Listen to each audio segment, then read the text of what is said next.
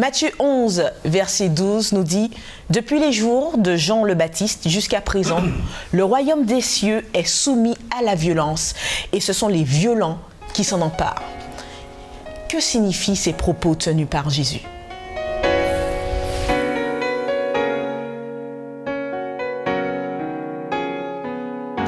Bienvenue chers amis dans votre émission. Autrement dit, c'est un plaisir pour moi de vous retrouver en compagnie d'Eddie et de Grégory. Bienvenue à vous deux. Merci. Alors, ce trimestre, nous étudions l'évangile de Matthieu, pour rappel qui se trouve dans la deuxième partie de la Bible et donc le Nouveau Testament. Nous analysons un peu la vie de Jésus sur terre. Nous avons pu voir son évolution de sa naissance à son baptême, le ministère de Jean-Baptiste. Nous avons pu voir aussi la tentation à travers le désert, également le discours sur la montagne, le sermon sur la montagne, et également comment il a pu choisir ses disciples. Maintenant, nous aborderons précisément les chapitres 11 et 12 du livre de Matthieu.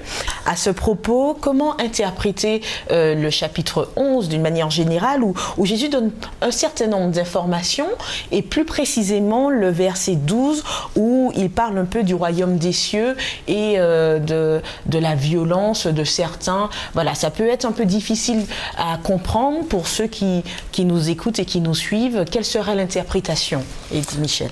Alors, dans l'évangile de Matthieu, au chapitre 11, Jésus va répondre tout d'abord à des interrogations de certains disciples de Jean qui viennent d'ailleurs de sa part.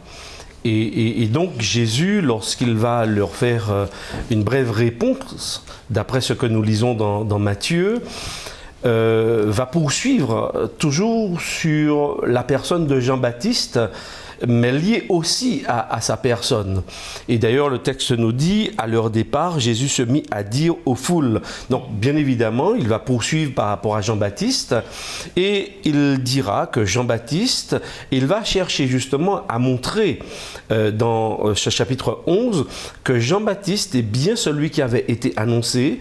Jean-Baptiste, d'après le livre du prophète Zacharie, est bien l'Élie qui devait annoncer le jour de l'Éternel, la venue de l'Éternel. Et ici, Matthieu va particulièrement l'orienter et lui donner un sens messianique par rapport à la personne de Jésus. Et donc, il est en train de leur dire, si Jean est celui qui doit venir, alors je suis aussi donc le Messie. Et à un moment donné, donc dans cette discussion, on retrouve particulièrement ce verset 12, qui est, c'est vrai, un petit peu compliqué. D'ailleurs, certains commentateurs laissent entendre que c'est un texte assez difficile sous la plume de Matthieu, particulièrement dans le contexte. On ne comprend pas vraiment ce qu'il voudrait dire. Certains, d'ailleurs, laisseraient entendre que Jésus ferait référence à une certaine situation de son époque, effectivement, où un certain nombre de zélotes s'opposent à l'Empire romain. Ils veulent vraiment redonner vie au peuple d'Israël, à la nation juive, en reprenant justement ce pouvoir. Et Jésus serait opposé justement à cette prise de position, à cette manifestation de force, etc. Et puis, d'autres disent au contraire que ce texte, quand on le met particulièrement dans le contexte, eh bien, ferait référence à la progression de ce royaume de Dieu. Par exemple, quand on voit ce qu'il dit, depuis Jean, donc ça veut dire que Jésus va situer justement cet événement dans le temps. Puisqu'il dit de Jean jusqu'à nous. De Jean jusqu'à nous. Donc ça veut dire qu'il ne faut pas qu'on aille chercher loin, il ne faut pas qu'on cherche non plus après. Effectivement, on pourrait dire que le royaume, ce que Jean a commencé à annoncer, puisqu'il a été le précurseur du Messie, on peut dire que ce royaume est en train de se mettre en place. Il se met en place difficilement parce qu'effectivement... il s'agit de quel royaume en fait? Le royaume, le salut, apporté premièrement par Jésus. Jésus est en train de mettre en place un nouveau royaume. Un royaume qui n'a pas premièrement de fondement terrestre, parce qu'il parle souvent d'ailleurs dans l'évangile de Matthieu, il parle du royaume des cieux, c'est-à-dire celui qu'il est en train de mettre en place, qui n'a pas de fondement terrestre, mais qui va s'installer sur la terre. D'accord? Donc, il y a une double connotation. Pas sur la terre, d'après ce que Jean le Baptiste lui-même, il croit, il adhère, puisqu'il pose d'ailleurs par ses disciples la question à Jésus, est-ce que tu es le Messie ou est-ce qu'on doit en atteindre un autre? Donc on voit qu'il y a quand même une tension dans le texte entre la préoccupation de Jean-Baptiste qui se demande est-ce qu'il y a quelqu'un qui vient après, et Jésus qui ensuite, par rapport au verset 12, va dire mais oui, mais le royaume des cieux, il se met en place difficilement. Ce sont les violents qui s'en emparent. Alors on peut aussi se poser la question, tiens, dans cette question de conflit, est-ce que Jésus ne parlerait pas aussi de ce royaume qui se met en place difficilement? Et donc ceux qui y adhèrent, même par rapport à Jean, eh bien il leur faut aussi il faut croire, il faut oser croire une certaine violence. Parce que Jésus, bien évidemment, dans ma lecture du texte, ne fait pas référence à une violence ni militaire, ni une violence physique. À quelle violence? Mais alors, il fait référence justement à cette foi, à cette volonté qui va justement permettre, en dépit de toute circonstance, au dépit de tout élément contextuel, eh bien, d'adhérer et de croire que Jésus est le véritable Messie. Il me semble que le texte va fortement dans ce sens, mais il n'exclut pas non plus d'autres interprétations. Pour aider à la compréhension de ce texte, est-ce qu'il y a d'autres textes dans la Bible qui pourraient être mis en parallèle avec ce dernier? Alors si on doit parler d'autres textes, d'accord, pour venir appuyer ou étayer un petit peu ce que ce texte explique, et Eddie Michel l'a dit, il a parlé de notion de conflit. Effectivement, au travers de cette violence dont on parle, on a l'impression qu'il y a une agressivité. On voit bien qu'il y a cette notion de guerre, de conflit qui est vraiment présent. Et c'est vrai que le trimestre dernier, les études nous ont permis de comprendre que cette notion de conflit entre le bien et le mal, entre Jésus et Satan, est bien présent dans la Bible, est bien expliqué, explicite. Maintenant, si on doit parler d'autres textes qui font ressortir cette notion de conflit, on peut aller dès le commencement. Dans la Genèse, effectivement, lorsque Adam et Ève ont péché, la Bible nous dit dans Genèse 3, à partir du verset 14 jusqu'au verset 19, voilà, Dieu va s'adresser au serpent en lui disant, voilà, je vais mettre inimitié entre toi et la femme, entre ta postérité et sa postérité, celle-ci t'écrasera la tête et tu lui blesseras le talon. Donc le conflit, dans le contexte de notre planète Terre, était déjà bien présent entre Dieu qui s'oppose à Satan et vice-versa, et ce conflit continue jusqu'à présent. On a d'autres textes qui nous parlent du diable, comme Ésaïe 27 au verset 1, ce Léviathan, ce serpent qui représente le diable, qui reste toujours un ennemi de Dieu, le premier, je dirais, et le seul d'ailleurs, et d'autres textes comme Romains 6 qui nous parlent de ce serpent qui sera écrasé. Donc cette notion de conflit entre le bien, entre le mal, entre Christ et Satan est présent et ressort effectivement de ce royaume qui est attaqué et effectivement qui peut être pris par les méchants, mais pas vraiment, parce que finalement, c'est Jésus qui aura le dernier mot. Alors, à ce que je comprends par rapport à vos réactions, ce texte est mis en relation avec le grand conflit cosmique entre le bien et le mal. Est-ce que cela signifie, en clair, que la lutte dans ce grand conflit est en quelque sorte physique? Il y a des aspects bien évidemment physiques qui vont toucher l'homme dans son corps, et quand on regarde un peu l'histoire, on voit bien que des puissances humaines vont combattre d'autres puissances. On voit qu'il y a guerre, qu'il y aura oppression. Le peuple d'Israël, d'ailleurs, au moment où Jésus va venir sur la terre, il est sous l'oppression romaine.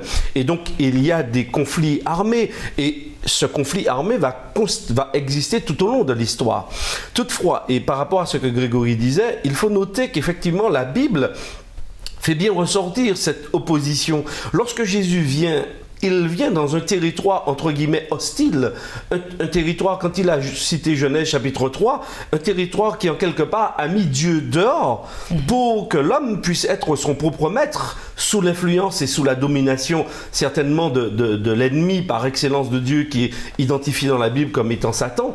Mais on comprend bien que Jésus, le royaume qu'il vient mettre en place, il se met en place difficilement. L'avancée ne te fait pas comme en terrain conquis, puisque même ceux qui sont censés l'accueillir, l'accueillent difficilement, ont du mal à le percevoir. Jean le Baptiste, qui, c'est vrai, lors du baptême de Jésus, on l'a vu ensemble, il a vu en Jésus, il a entendu cette voix qui est venue du ciel, qui a reconnu Jésus comme étant mon fils bien-aimé en qui j'ai mis toute mon affection. Jean a été quand même un précurseur, il a été, et d'ailleurs Jésus le nomme ici comme étant le plus grand parmi les grands. Hein. Et pourtant, on voit bien que ce royaume, même Jean se pose un certain nombre de questions. Donc on voit que le royaume que Jésus veut mettre en place se met en place difficilement.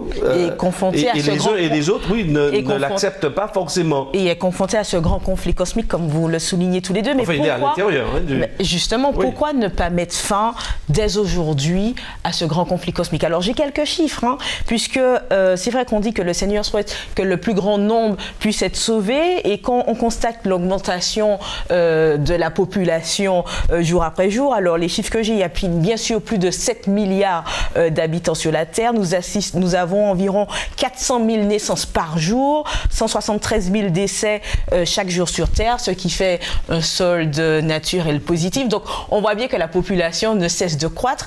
Et donc, pourquoi, justement, attendre encore alors que beaucoup plus de personnes seront confrontées continuellement à ce conflit cosmique? Pourquoi ne pas faire une halte dès à présent et cesser tout cela?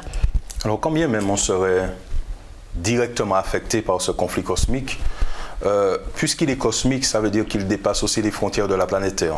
Il ne concerne pas que la Terre, mais tout l'univers. Maintenant, on l'a dit au départ, c'est un conflit qui met en rivalité surtout Dieu et Satan. Satan, c'est un ange. Les anges, ce sont des esprits, donc un ange déchu. Dieu lui-même dit dans sa parole qu'il est esprit. Donc, ce sont des choses qui ne sont pas matérielles au départ. Et donc, la guerre, au préalable, elle est, comment dirais-je, elle est spirituelle. Donc on est dans un conflit, dans une guerre qui est dans le monde invisible. Maintenant, le monde visible est concerné puisque Dieu nous a créés et nous sommes entrés dans ce conflit aussi puisque Adam et Ève ont péché. Je ne pense pas qu'en tant qu'être humain, on puisse avoir la même mise ou une décision à prendre à ce niveau-là parce que ça nous dépasse. Ce sont des causes invisibles qui font que le conflit perdure jusqu'à maintenant. Exactement. Donc ça concerne Dieu et Satan. Maintenant, nous, en tant qu'être humain, nous avons une part à prendre, une part à jouer et surtout un camp à choisir. Maintenant, c'est Dieu qui le dit et dans sa parole, il le dit, et je prends l'exemple de Job qui dit que son Rédempteur se lèvera le dernier. Donc, c'est Dieu vraiment qui pourra mettre un point final. En clair, nous n'avons pas de réponse, en somme. Je pense que nous avons un choix à faire dans le camp que nous devons choisir, simplement. Mais nous n'avons pas cette possibilité-là en tant qu'être humain pour cette guerre qui nous dépasse, de pouvoir décider, voilà, elle va se terminer maintenant. C'est Dieu qui pourra mettre un terme finalement à toute cette guerre qui dure depuis bien trop longtemps maintenant. Donc, est-il normal de douter de la fin de ce conflit et donc de la délivrance du péché et du mal, carrément? Douter de la fin du conflit aujourd'hui, en 2016, je ne crois pas. Douter peut-être à l'époque de Jean, ça peut te comprendre. Parce que Jean n'a pas tous les éléments que nous avons aujourd'hui. Mais il y avait le péché à son époque également. Alors oui, le péché a toujours existé déjà depuis Lucifer lorsqu'il s'est rebellé au ciel, d'après ce que la Bible nous dit. Ensuite, il s'est répandu sur la planète Terre. Mais en fait, Jean le Baptiste, dans sa préoccupation, se faisait, comme un certain nombre d'entre eux, une idée aussi sur l'instauration du royaume. Lorsqu'ils lisent l'Ancien Testament, il y a une volonté de vouloir rétablir ce royaume d'Israël qui est dans un contexte donné, sur une terre donnée, dans un contexte géographique avec des frontières. C'est quelque chose de tangible. Et donc, lorsqu'ils voient que le temps passant, Jean demeure encore en prison, et donc, en quelque part, il se dit, mais est-ce que Jésus ne pourrait pas aussi le libérer? Est-ce qu'il voit la mort poindre devant lui? Donc, il se dit, mais ok, est-ce qu'il se serait trompé ou pas? C'est en quelque part légitime. Et c'est pourquoi Jésus, au verset 14, dans l'évangile selon Matthieu, chapitre 11, verset 14, dira, et si vous voulez l'admettre, ça veut dire qu'il y a une volonté de pouvoir adhérer à ce que Dieu propose, en dépit de toutes les circonstances.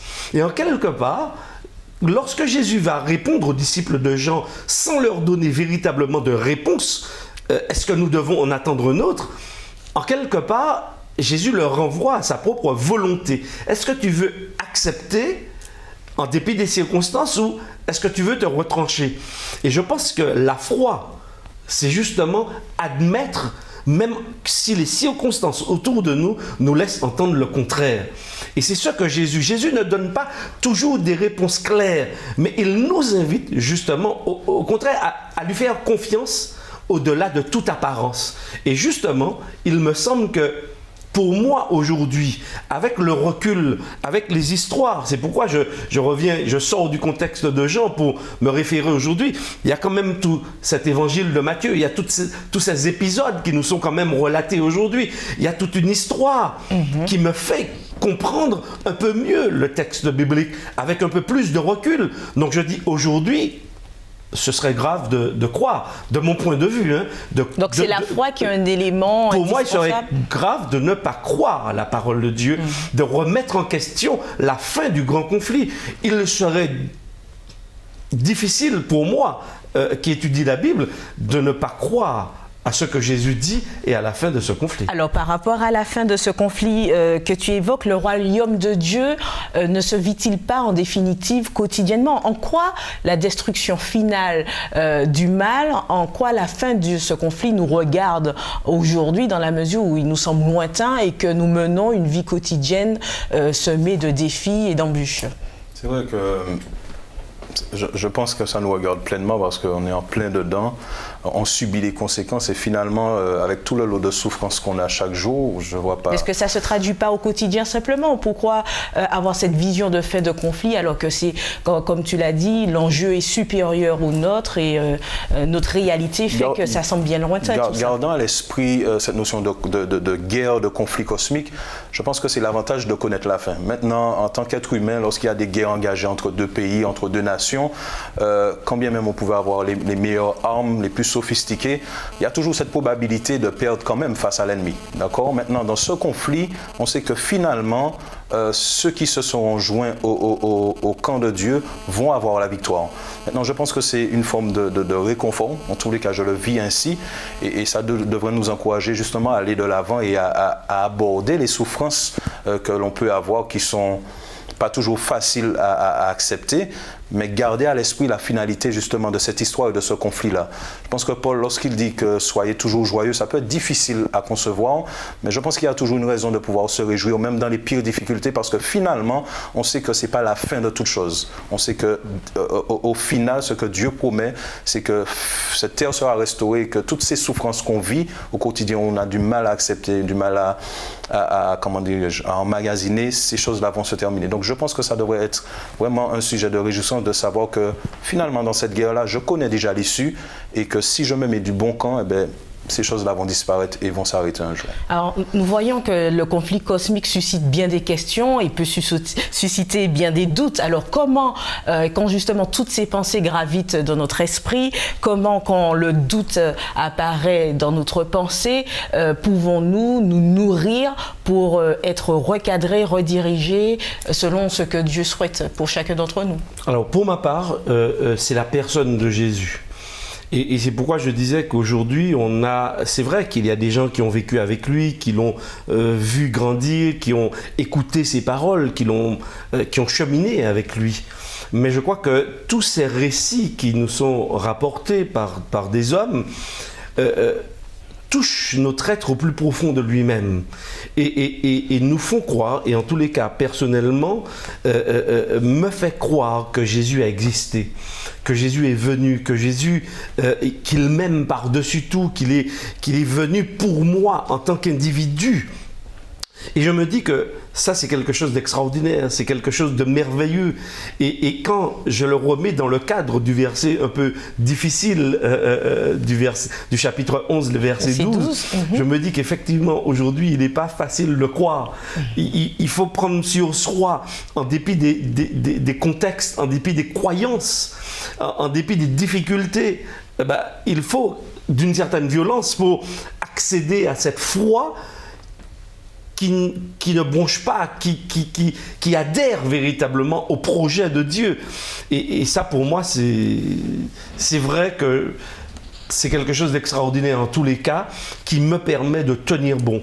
Savoir que Jésus est venu, savoir qu'il est mort, et que sa mort et sa résurrection, eh bien, solutionnent les problèmes auxquels je suis confronté.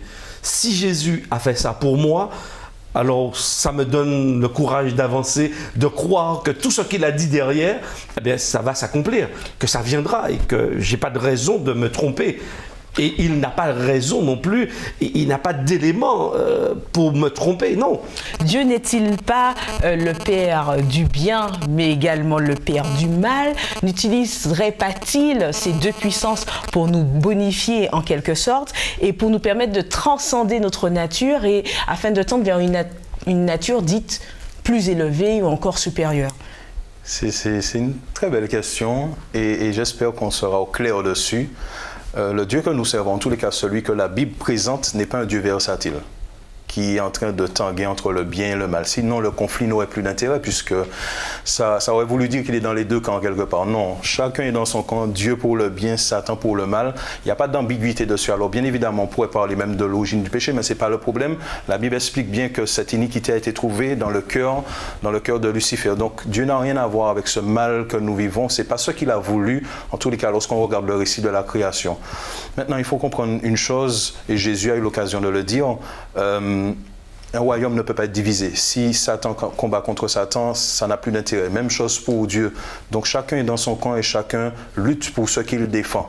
Maintenant, ce qui concerne notre prise de position, je pense que c'est à nous de décider de quel camp nous faisons partie et ce que Dieu veut pour nous est réel. Maintenant, il arrive qu'on passe par des épreuves et que Dieu permette cela, mais il ne faut pas le voir comme un mal, comment dirais-je, pour nous détruire, mais simplement comme des situations dans un contexte particulier, un contexte que Dieu n'a pas voulu, mais un contexte qui est présent, et des situations que Dieu met en place pour nous aider à grandir, pour nous aider à progresser. Mais le mal qui est fait, comparativement au mal du diable qui est là pour détruire, celui de Dieu, ce n'est pas du mal, mais vraiment des leçons de vie, j'ai envie de dire, qui vont nous permettre de grandir, de progresser, parce que finalement, dans ce conflit, il y a des choses...